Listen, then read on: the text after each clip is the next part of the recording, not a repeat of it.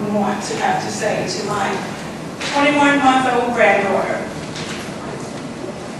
you are not enshrined in the Constitution by your gender. Your brother is, but you're not. All of you in here, many folks in this room have daughters. Many of you have wives, girlfriends, sisters, but everybody in here somehow is connected to a woman. This is not a discussion about what can you not do that you want to do. That is not the discussion. The discussion is, do we not as women have a right to be a part of our most sacred document called the Constitution of the United States? I will end with that. Tell me what this will do that you probably don't have protection on those agreements. Help me understand what this writes that for the person that's not currently considering birthday will come. I think one of the things that some people will talk to are more pointedly and legally than I, but my perception of it and the reality of it has been this. Those amendments are always under a discussion of interpretation so many times. And so what it will do, in my estimation, is not make us have to go search out a particular amendment to make sure we're validating whatever it is we want to do. For example, if we had had those amendments when I was trying to play basketball, or the Equal Rights Amendment, that would not have been a question. I would not have had to go try to find somebody to pass Title IX. We wouldn't have had to sit and ask basically an all-male committee if we could have parity with reproductive rights.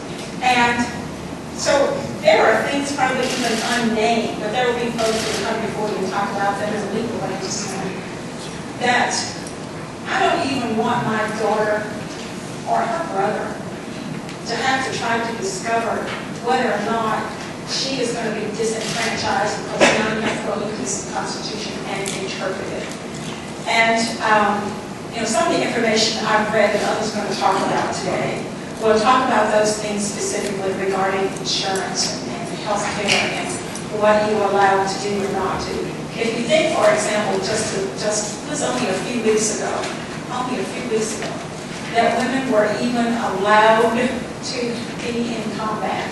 And I use allowed advisably because they just are in combat as a matter of practice, and we finally had to just admit it. That if the Equal Rights Amendment had been in place, this would not have been an issue. And here's why that one thing is so important. These women are serving their country. They want to be career military folks.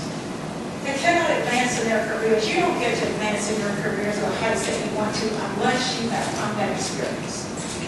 And while they are actually out there having combat experience, because on paper we said they are not allowed to be in combat, there are hundreds of women who have lost opportunity to be in the higher ranks of military service right now for that one reason. If the ERA had been in place, it would not have been a discussion of, do we interpret whether or not you're in combat? Yeah, okay, Tammy Duckworth, you were a helicopter pilot, you lost both your legs, but what is that? Combat? I don't know. We're getting to what I think of things like that in interpretation where we should be. But then, admittedly, Mr. Chair, one of the things it will do for me more than anything else is psychological. Just know that I'm a full citizen according to that whole sacred document. I think none of you are going to be in the position of knowing you have been ironed out of it or never put in it. That's seminal point. Any other questions?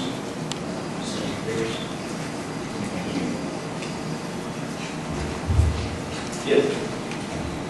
I'm going to ask you this, and being in the military, you brought up something that I understand and agree with you on one part, but I want to ask you as a woman, and if there's any military people, women out there, I'd love to ask them this, but are we going to get to the point where if you cannot pass the physical part, or are you going to say, I'm a woman, I don't want that, because I can't do it as a woman, but I still want to be there. I have a little bit of a hiccup with that. I don't have a problem. They've done it, they were treated wrong in the military because they were getting shot, they were getting raped, they were getting killed, but we weren't considered in the military, and I think that was the wrong part of the military. I've just got a little bit of a, I guess I'm old fashioned, I still open the doors for women, and I have a hard time with my son to understand that. He grew up that way, but I have a problem a little bit where we're going, what we're doing, because I think I want my daughters, I want my granddaughters to have as many rights as what I do as a person and my grandsons do. I just don't want to get to the point where if we do some of this, that we have to turn around and say we couldn't do it because we were female. And I have a, that's the part that bothers me a little bit because I think a woman is the greatest thing the Lord ever made. And I think that, and I know Leslie has to be married to one of the best ones now. And I just, I worry about that. You want me to allay your fears? No, did you play on a half court as a basketball? I played half court, and then I played at the time, my junior, senior, one of those years, then we got to a point where we allowed somebody to play both ends. I could play both positions, so I got to play. Back to the question about the military, which was a question I hear a lot. I think the thing that's important about that is not gender when it comes to that job assignment. I think you just ask the same thing of Joseph and Josephine. And if Joseph and Josephine can do it alike, that's all that matters. Their name or their gender. I think either one of those things should be the issue. And nobody has a right to ask to do something they cannot do. It's just like now, for example, we think about football, we think male. And if a female plays football, that's treated as an anomaly. And that's only the case because we have deemed football to be something that men do. And as far as I'm concerned, more power to them. But if Joseph and Josephine both can play center, I say more power to them about that. To me, that's all that matters. But to have laws, as we did, with the military, it was not because people couldn't do the job. I think it's because they never had an opportunity to prove they could do the job. I appreciate that. I had an aunt who 2 weeks ago, 97 years old. I remember her coming in. She took me in when I was a kid, and she raised me. And she came in and she told me one night she got promoted. And she was so tickled of getting promoted on her job because a man had the job before she had it. And she thought she was so proud of herself for doing that and being at that shoe factory for so long. And I still remember that to this day. So I have kind of a soft heart for that because she taught me a lot. She told me about, the genuine thing. And then she told me about how to save money and do things that I'm really proud of for. So that stuck in my brain the whole lot. That she was so proud of something that she was been able to accomplish on her own. So I will quit with that before Please say the name of the register and recognize. My name is Larry Smith. I live here in Goshen, Arkansas. I'm proud of it. I'm a retired Army infantry sergeant, and I served in Vietnam and multiple tours on the DMV. And I'd like to say a little more of what Joyce touched on there. I personally met and is a good friend of the woman who lost both legs in that helicopter, and that is combat, and you did that in spirit a little bit. But the nature of the military has changed since my day. Now over 20%, a little over 20% of our total military force are females. Now, and also the nature of warfare started changing in Vietnam, and it's even evolved more now to this insurgent type of warfare where you can come anywhere, anytime, it doesn't matter what job you have. I mean, an IED suicide bomber could run in here and pull the plug, and thousands of pieces of shrapnel would fly through this room, and those little pieces of shrapnel don't stop and say, oh, look at me, I can't go there. You know, it just doesn't happen that way. And the battlefield is the only place I've ever seen where there's absolutely zero discrimination. None whatsoever. Men, women, old, young, yellow, purple, white, black, everybody gets hit. And today, when you look, 154 women in my last count have died in our war here. Nearly 1,000 have been wounded. A lot of them seriously, like she's talking about Miss Duckworth. Miss Duckworth was flying a helicopter over Baghdad.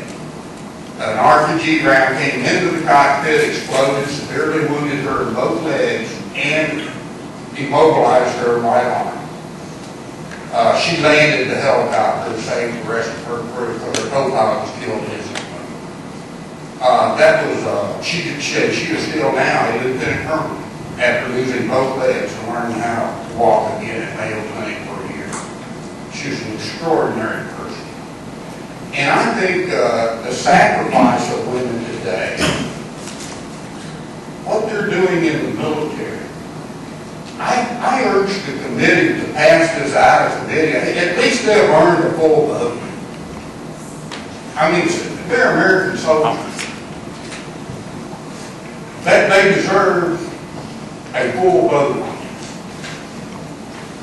I just can't expand that enough, because it's just horrible to me to think that after what I know about being on the battlefield and being in combat, I think personally, and I don't know the legalities of none of this, but if you've been there and you've served your country in that capacity, it should be chiseled in stone so deep that it is never taken away that you are equal in our society. To not grant a soldier, especially one that has been horribly wounded or has served, like one female that I know, 5 different tours in Iraq and Afghanistan, to not chisel that in stone, that you are equal in our society. That goes against every fiber being of our country. Why are we here today? Because people just stood up and said, we want freedom. And we picked up a gun and went and died. Well, there's another group that's joined the fight here. And that's our opinion. And it's going to be more and more. Because the females I have met, and I'm still in contact with a lot of special forces units, and some of these females, they're just as patriotic, just as determined. This one female I see that's been employed by has 2 children. She goes and goes and goes. It's a new day. They have earned it. I urge you to get this out of committee for a full vote, because they've died for it. They've bled for it. They deserve it. And that's all I have to say. And I thank you. State Representative, Alderman Warren, thank you. Welcome back. Please state your name and your residence. Thank you, Senator and Chair. My name is Lindsley Smith. And I want to thank you for your question as well. The 13th, 14th, and 15th Amendment were added to the Constitution after the Civil War to deal with race discrimination because the Constitution dealt with white males. And so this was to give that equality provision at that time. And it was the first time that the word male was put into the Constitution, and that was with the 14th Amendment. It was not even looked at in terms of sex discrimination until in court cases until 1971. It's barely been looked at. And thank you for that question. Senator Pierce, thank you for your question as well. The Equal Rights Amendment would not get rid of any objective analysis of any other provisions, such as if a school told your grandchild, a female, you cannot be student body president because you are a girl. No.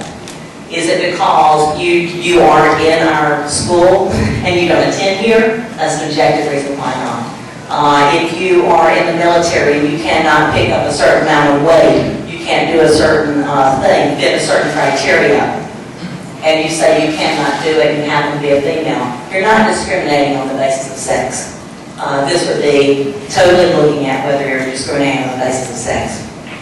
U.S. Supreme Court Justice Anton Scalia recently reminded our nation that the United States Constitution does not protect against discrimination on the basis of sex.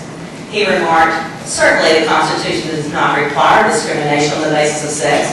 The only issue is whether it prohibits it. It doesn't. Nobody ever thought that's what it meant. Nobody ever voted for that. We are asking you today as Arkansas legislators to affirm Congress's amendment to secure the blessings of liberty and equality on all citizens of the United States, whether they are man or whether they are a woman. All authorities, legal or other, have made it clear, a clear fact, that the United States Constitution does not provide such protections for women. Equal rights under the law simply has not been recognized in our nation's fundamental document, and it should.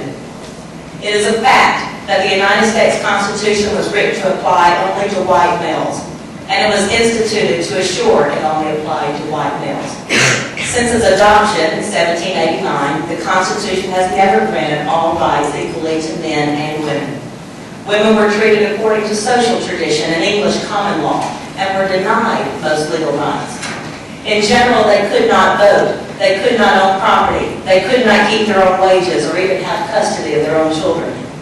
After passage of the 14th Amendment, citizens categorized as citizens of race were finally granted full citizenship rights and equal justice under the law in the Constitution. But it required a constitutional amendment to do so. Thereafter came the struggle for getting women the right to vote, which came with the ratification of the 19th Amendment. It has been almost a century since women were granted this one single constitutional right. The 19th Amendment states the following: the rights of citizens of the United States to vote shall not be denied or abridged by the United States or by any state on account of sex. The Equal Rights Amendment before you today, again written and passed by Congress out of the states, was worded in order to be clear, in order to parallel the wording of the 19th Amendment. This before you today states, equality of rights under the law shall not be denied or abridged by the United States or any state on account of sex. In order to move our nation forward on this issue, in 1958, President Dwight D. Eisenhower asked a joint session of Congress to pass the ERA. It wasn't until 1971, under President Nixon's administration, that the House and Senate passed the ERA. All of Arkansas's congressional delegation voted yes for the ERA. Representative David Pryor, John Paul Hammerschmidt, every single one of them. President Nixon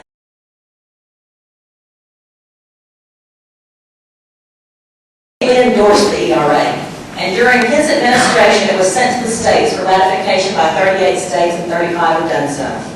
Arkansas is one of 15 states that have, up until now, said no to ratification.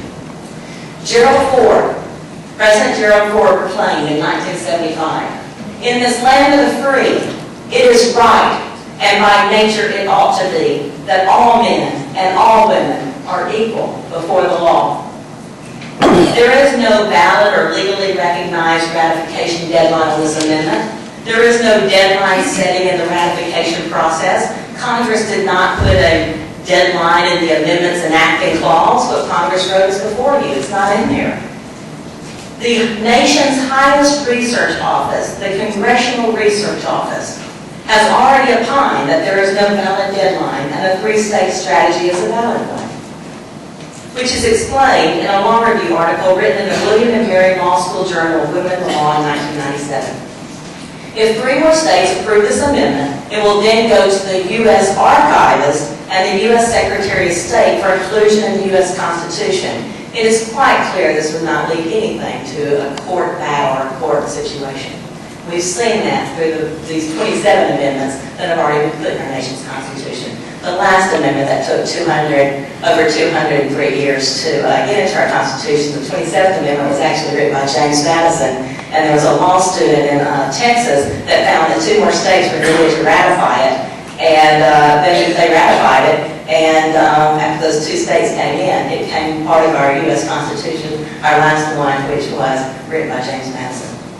Susan B. Anthony argued that women will never have full equality until an amendment for women's equality is added to our Constitution of our nation. For a rally at the Arkansas Capitol in 2011, President Bill Clinton stated in part, "Ratification of the ERA is a thoroughly nonpartisan issue, and if successful, it will benefit women and men alike. You each bear witness to what may become a truly pivotal moment in constitutional history, and I join you in hoping for a successful outcome. With this ratification, legislators of any party have an incredible opportunity to demonstrate quite boldly that they do, and their party does, in fact, support all women." Both Democrat and Republican National Party platforms have included passage of the ERA in them. The Republican Party National Platform included the ERA in it prior to the Democratic Party candidate. This is needed because there currently exists confusion and inconsistency about how to deal with sex discrimination claims in the U.S., and this amendment is needed for clarity. Also, Americans deserve strict scrutiny before a government can discriminate against them on the basis of their sex. A stricter standard of review that comes with placement of this guarantee of equality of the U.S. Constitution, and only then. If equal rights for women are in our nation's Constitution, like race is in our nation's Constitution, governments would need a compelling reason to discriminate, not the current lower standard for discrimination, which is why it becomes so easy to discriminate against women in the United States of America. Also, protections in mere statutes and court cases are not only piecemeal and don't address all rights issues of our nation, they are all over the place with their limited factual scenarios that happen to come before the court or come before a body like this. Moreover, why should women continue to pay for, fight for, and wait for rights that men get for free? The recent update of the Commission on the Status of Women in Arkansas, which I'm sure you've all read, demonstrates the continuing difficulties inequality forces on women in Arkansas. So there's no need for me to repeat those here. Disparate treatment of Americans on the basis of their sex also seeps into the consciousness, as Senator Elliott noted, of our young men and women. The ERA will send a message to American women and girls that they are valued citizens of our nation, and they have an opportunity to advance in America without the ease of discrimination on the basis of their sex. The gender gap in schools today is quite shocking. There are several reports on this. And it's not something we can sense in test scores or grades. Rather, it's about the kinds of possibilities boys and girls see for themselves. In a 2008 survey of more than 30,000 first through eighth graders, they were asked, "Would you want to be president?" The results were startling to our nation. 66% of boys said they wanted to be president, but only 19% of girls expressed the same desire. Moreover, the Equal Rights Amendment is included, if it is included in our Constitution, women fighting abroad, as Mr. Lashman noted, in nations that have such provision in their own Constitution would no longer come home to a nation that thanks them for their service, did not include them in their own Constitution. The Bush administration insisted that women be guaranteed equal rights in the new constitutions of Iraq and Afghanistan that we helped write, and those were adopted. We should heed that same call and also adopt this equality principle in our own Constitution. Finally, over 88% of Americans want this amendment in the United States Constitution, and the people of Arkansas have consistently polled over the decades in overwhelming majorities in favor of the Equal Rights Amendment and for Arkansas to be listed as one of the supporting states for this principle of equality and being on our Constitution. I ask you to do the right thing. Please vote on the right side of history. I ask that you support it to pass and send this to the full Senate floor. Thank you. The Equal Rights Amendment. Thank you. One thing I wanted to say is that if anyone here has been in a men's only bathroom before, it's not a pretty sight. I don't think any of us are here fighting to. My wife wears glasses, and when she leaves them, she has a tendency to wander into the men's restroom, so I've had experience with it. And first of all, about the taxpayer funded abortion in the New Mexico Constitution, that's the state constitution, and that is something that their state has ratified. It's not in the United States Constitution. And I just want to say thank you to Senator Elliott and all these ladies behind me that have fought for this for my whole life and their whole life, and that this bill or this amendment may have closed down in 1982, but I was born in 1983. And this is something that my generation has had to ease on. These ladies have become congresswomen, CEOs of Fortune 100 companies. They've been cabinet members in the United States. They have paved the way for us, and they deserve this vote. And that's really all I just wanted to say. Thank you, Chair. They are Please let very me know. passionate. I can appreciate the honesty and have $4. We're very passionate about certain subjects. Tomorrow is ratified. I want to know personal, what you see is going to change in our society from today. And we talked about the dribble effect, and I fully understand that, and it'll be here when we die. I promise you, there'll be someone else dribbling something else along the way. So that won't work. Now, will you tell me, you're going to wake up tomorrow, Equal Rights Amendment is ratified, and you're a better person for it. So tell me what's going to change for you tomorrow. Senator Elliott did mention the psychological effect that it would have. And I think that, not only the law that will be affected, but just the fact that these women have worked so hard for so many generations. And just the acknowledgement that they've proven themselves. Women have proven themselves to be equal as men, and they should be acknowledged as such. I think just having that acknowledgement, knowing that we have that protection under our Constitution just the same as men. So I guess it's a matter of principle that we're going to change the Constitution. There's no hard fact. Nothing's going to make your life any better. No more opportunities. Oh, absolutely, yes, there will be more opportunities. Just knowing that we can is just one part of it.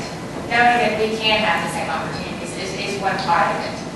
I'm still struggling with it. I think there's several opportunities. I don't know of an incident that we can really hang our hat on to say, if this passes, this is what's going to be afforded me that I can't have today. And that's where I struggle. I would think after 15 years when the last state passed, losing the sting, there was something happened.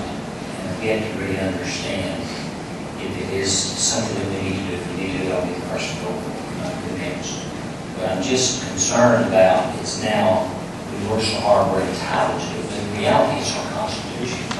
It's a Constitution amendment. So it just concerns me if there's not a real reason or a compelling reason to do it, other than we work hard to it. Well, I think Representative Smith gave a lot of numbers and statistics proving how we are unequal right now. But I think equal pay, is a struggle that we've had. We still make, I think, 78 cents on the dollar as a man for the same job, with the same education. And I think that would be an impact that would affect our daily lives as women. I think there's laws that address that. Maybe I'm wrong. I'm not in charge of this. Guys over here are much smarter at it than Dan Green or But anyway, thank you very much. You're very brave. You've done a great job. I appreciate you. Thank you for the privilege of speaking today in favor of the Equal Rights Amendment. I'm Bertie Sykes, a proud native Arkansan. I've always been proud of Arkansas, and partly because of the way I see them making decisions. They take their time, gather data and facts, look at cause and effects, and then make an objective decision based on those facts. And I ask you please to do that today. I was a history and political science major in college, so I know what a real slap in the face it is for women to not be included in their own country's constitution. All citizens, with the exception of slaves, and in America women, are included in democratic constitutions. Since World War II, 147 nations have included women in their constitution. We in America need to correct this and provide legal protection for all of our citizens, men and women. Secondly, women are discriminated against in every phase of the work world, in hiring, pay, promotions, benefits, and retirement. Women are passed over in hiring for higher paid jobs and hired exclusively for lower paid jobs. If women become a majority in a field that pays more, such as I did in human resources, then those jobs are adjusted and made 2 tiers, and women are brought in at lower salaries. If women are in a field for women and the pay improves drastically, like it has in women's coaching and women's athletics, then women are no longer hired and men are given those positions. In pay, women with the same qualifications of a man will be paid $5,000 less the first year in which they're hired. After 5 years, they are being paid $10,000 less per year, and this keeps multiplying until over a lifetime, a man is paid $500,000 more, averaging $700,000 in their lifetime, and women slightly over $200,000. In promotions, for a woman to gain a position in a higher field, we have to have 10 years more experience and an additional degree to get that same promotion. So when you look at these 4 areas and then consider benefits, most women's jobs or places in employment have little or no benefits. In Arkansas, for a woman pays 70 to 100% more for the same health care policy as a man pays. So when it comes to retirement, women have very little to live on. And if you look at the women in Arkansas, you will see that 90% of the women depend only on Social Security and retirement. And a huge portion of that majority live on minimum Social Security. That's slightly more than $500 a month. Thirdly then, when women try to correct the situation of discrimination, it is very difficult because we are not in the Constitution and therefore at the lowest level of legal scrutiny. The burden of proof is on the woman to prove instead of on the company practicing the discrimination. And so the case drags on for years. Most women can't afford this, and so they drop the case. And that's one reason we don't have this area corrected. And lastly, I would like to say to you, most of us think of ourselves as respecting our mothers. We speak up for the many things that our mothers have done for us. I know that because of my mother, I am a Christian. I know how to act and contribute to the community, and I have a good education, which provided me with a good job. However, if you do not support legal equality for women, you are showing a lack of respect for women. A lack of respect which includes your mothers, your daughters, your sisters, your wife. We need to be included in the Constitution. I hope that you all have had time to look at the 3 books that my ERA Arkansas Coalition provided for you a few weeks ago on Kathy Webb's interim study and the 2 studies by the Women Foundation. These show you how detrimental it has been to women having a lack of legal protection. So I asked you, please have Arkansas stand up and say, Arkansas supports all citizens having legal protections, and therefore you support and will vote to pass for the Equal Rights Amendment to the U.S. Constitution. Thank you for the privilege of speaking. Good morning. My name is Ajua Ayatollah, and I came here today to be a part of the support for this bill. And I was moved to sign up to speak. because my father was whispering in my ear. My father was long deceased. I had a birthday yesterday, and much like, I'm going to tell my age, much like the other woman who did, I'm 67. I cannot say, as she has said, that I have not been discriminated against because of my gender. I can say that I have. My father, much like I think Senator Pierce has said and others, my father used to tell me, you can be anything you want to be. He used to encourage me. You can be anything you want to be. But yet, time and time again, I, as a woman, and then I have what we call a cross-section, I, as a black woman, faced obstacles that I really couldn't be. But I did because I had the support and the push of not just my father and my mother, but a whole community that allowed me to go over obstacles that most women in my age group could not do because they didn't have that support. I think that it is a big difference to say that somehow we're protected by the 14th Amendment, and I happen to be a lawyer as well, so please forgive me. But to say that we're protected by the Reconstruction Amendments is really a contradiction in the law because we aren't fully protected as women. The Reconstruction Amendments were passed to protect formerly enslaved Africans.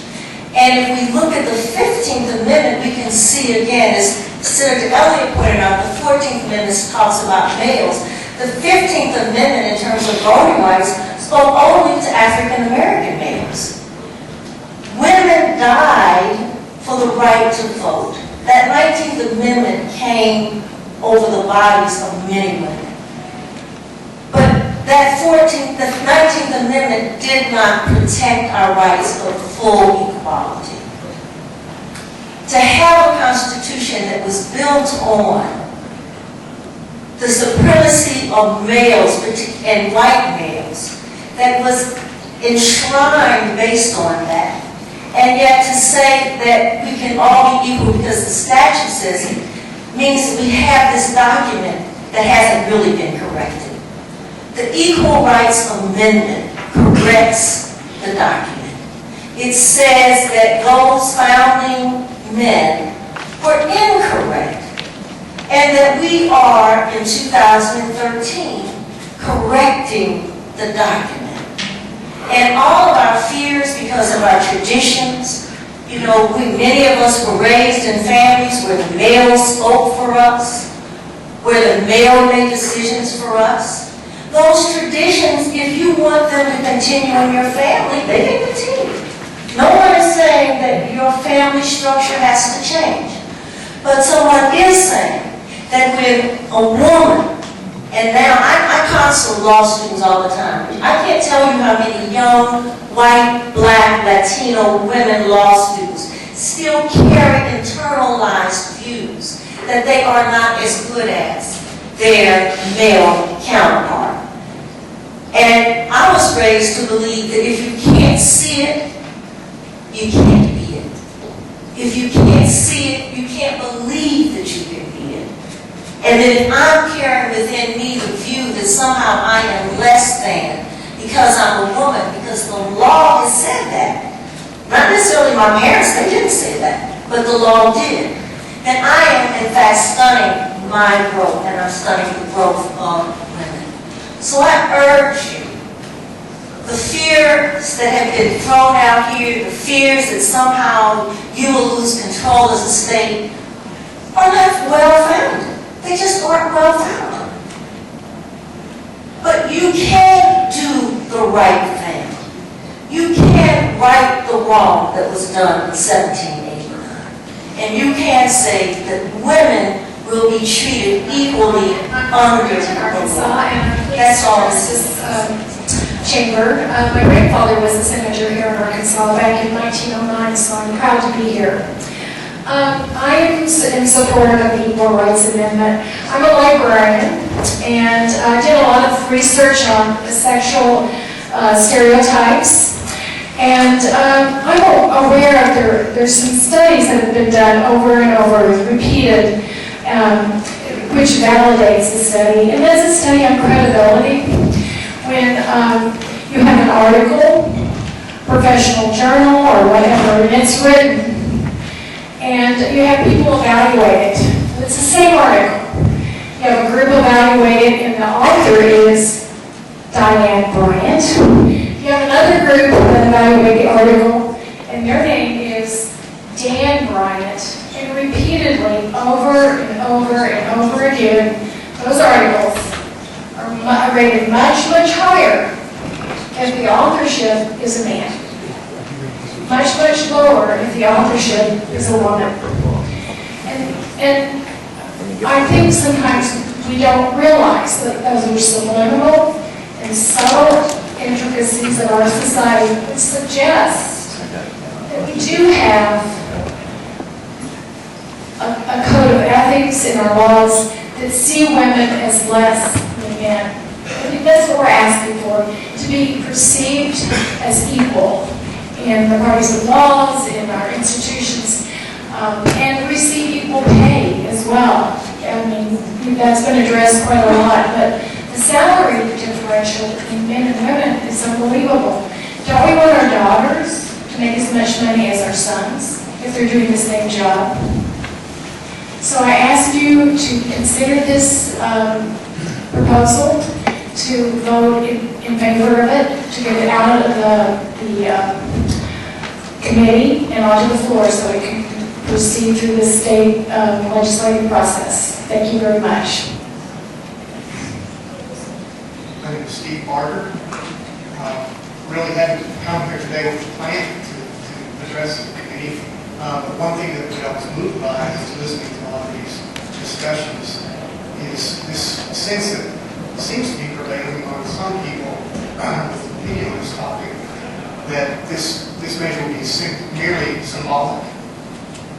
And I think the comments that were just made, considering psychological impacts of law and issues of the Constitution, are important and certainly illustrate the fact that symbolism is important. Symbolism is not meaningless. And I think one of the biggest illustrations of this that I can think of is just in February, Mississippi ratified the 13th Amendment. Now, slavery hasn't been legal in this country for over 140 years. And yet, would anyone here want Arkansas to be one state that still considers slavery legal? That's symbolic, right? It's merely symbolic because it had no meaning, no impact on the practice of slavery in Mississippi. It was illegal before that. And yet, Mississippi saw fit to join the rest of the country and move forward with something that was merely symbolic. Questions? That's really Thank you, sir. comment. Anything closer to your head? Thank you, Mr. Chair, and the committee for your patience. I think this has been a very good discussion. Long though it may be, but not as long as women have been waiting for the opportunity to be included in the Constitution. I think the overriding thing for me is that when we think about all the disparate bills, when an issue comes up, we address it at that point. So we do have all these laws out there that we passed. This came up, that came up. I think what the ERA will do is bring some coherency to what the laws that have been passed over the years and the anticipation of the issues on which we're asked to pass one more law. Because after all, when it comes to the rights of women, it's a piecemeal thing. It's not a settled issue. What the ERA will do is settle the issue. I don't know, Mr. Chairman, what else might come about there that we might have to one more time try to pass a law to address it. Because after all, that has been the history of what we've done, rather than just saying, it's done, it's over. Men and women are equal under the law. And I think it's well demonstrated by some of the testimony. there are real outcomes here as a result of, I can't say with all certainty, but with a great deal of belief and I think confidence that we do still have the vestiges of what happened all those years ago when women were not enshrined in the Constitution. You know, for example, I don't want this to be thought of in any way other than a fact. It should not be lost on us that in the very body to which we're asking you to send this resolution to be voted on, how many women will have the opportunity for that vote? And you might say, that has nothing to do with the Constitution, except it does. There has always been the presumption that who was going to sit in those chairs and make those decisions? Men. Because that's what our founding documents say, and that's what's in our psyche, and that's what's in our belief, and these are the laws we have enforced for everybody. It's not just accidental, there are only 6 of us there out of 35. When you think about, I think Arkansas is made up of approximately 52% women. I think the country is about 58% women. And then you look at where you find women and where you find men, and not place that in historical context, I think, is to not pay attention to the full meaning of our history. So I think coherency is a very, very important thing that we're talking about today. I also think it's important for us to recognize there should not be a limit placed on our rights. There should not be a limit placed on when somebody is going to get their rights. So that's why I applaud you today for taking the time to listen to us and hopefully voting yes on this amendment. I've been told I think up to 6 times now, that this amendment doesn't stand a chance, this resolution doesn't stand a chance in this committee. And every time somebody said it, I said, well, no, don't say that. Don't say that. That's not our acres. Maybe this is going to be a different day. Because I didn't come to this committee just assuming that you were going to vote anyway other than what I think is a way that honors half the population and more in this country, in our state. I have one child, and that one child is a son. And one of the things I wanted to be absolutely sure he understood. One of the things, despite a lot of other things, but one of the things I feel absolutely sure he understands, that if he were to sit in a seat here today, he would vote for women to be treated equally under the law. He would vote for that. At the same time, he is not confused about how he should treat women, about how women should be treated as a matter of culture or the way he grew up. But he distinguishes between the culture in our home and what it means to be treated equally under the law. And I'm sure he got tired of my talking about it. And perhaps he just gave in, but wouldn't that be nice? So I just ask you to put us today in a position, not of having to come here in 2015, to ask you again to make Arkansas a part of history, and history on what I consider to be the right side. So I ask you to vote for the resolution, and let's send it to the Senate and have a full discussion. And say that our sons and our daughters, we did what was right. Thank you. You're welcome, Senator. Thank you very much. We've heard an extensive amount of testimony, and folks have traveled a long way. Thank you. You're very passionate about it, and this is what makes our country a great country that it is. So with that, no other discussion, pleasure committee. Motion, is there a second? Second. And second, all in favor, say aye. Aye. Any opposed, same sign? No. Motion failed. Thank you, Senator.